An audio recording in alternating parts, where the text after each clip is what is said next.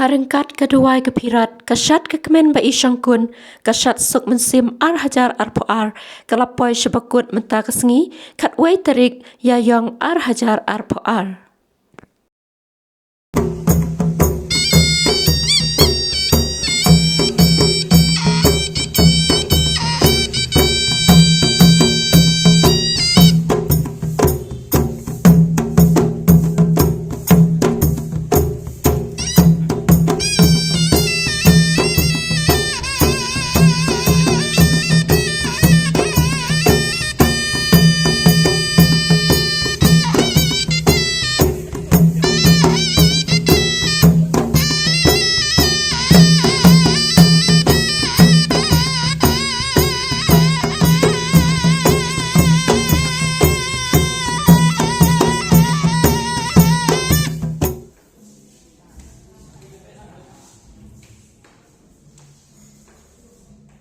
Ki kena samla ki bala penyesrim ya ki kan reungut ki rang kensai rang dajin, ki bala sedang benseng ya keseng kasih.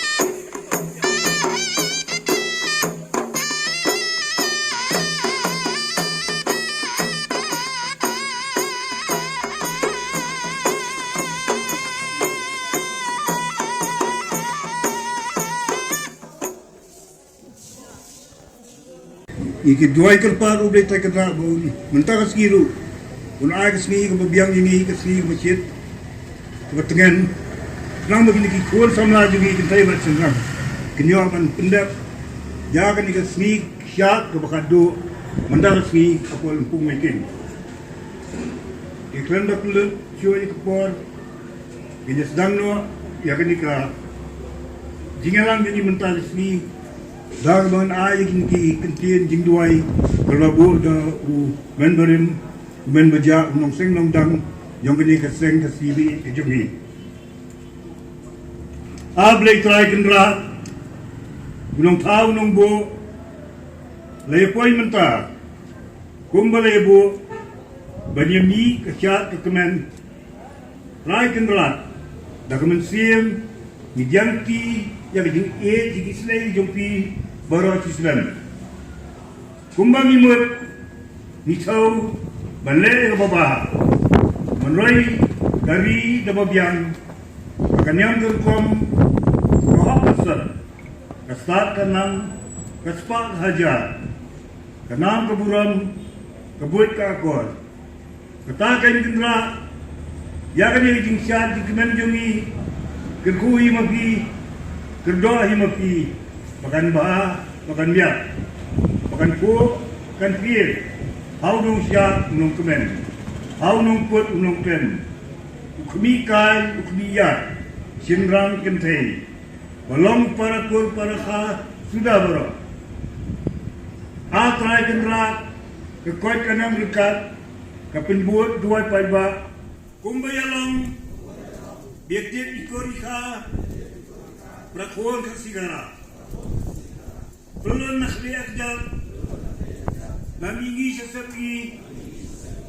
Banyayat. Yagariti. Mentara ya poilang. Lakakrek kekrum. Barok lakaryam. Kabek serak.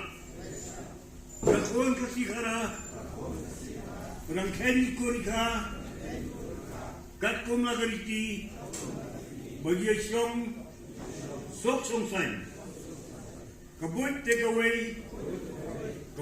away mantansa bertu lagari katalayong mentayang Ryngkat away lagawat Lau Sumpia, Haka Shad, ke Kmen. Haka Nam, ke Buram, Mangsa Pertu Babha, Au Briel, Au Blay, Kum Kata, Pateng, La Pateng.